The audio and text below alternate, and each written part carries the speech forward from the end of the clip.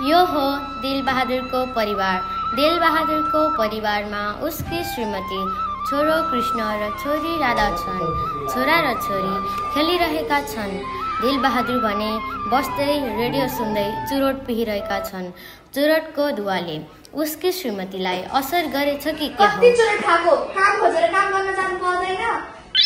ए नपरा कति गराउँथे सोले खाको छु र कहिले काहीँ खान्छु नि। जा भित्र गएर तेरो काम गर।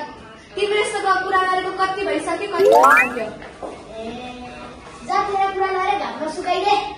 तरसरी आएछु मेला भयो। यसरी नै दिनहरू बित्दै थिए। तर एक दिन अचानक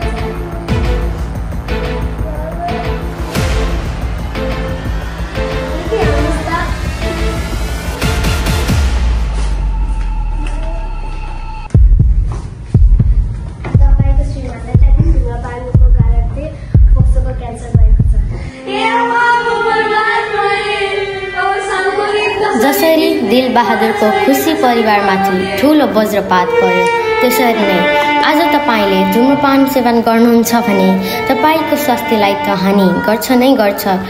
त्यसका साथसाथै तपाईको परिवारको खुसी, सन्तानको भविष्य समेत अन्धकार बन्छ।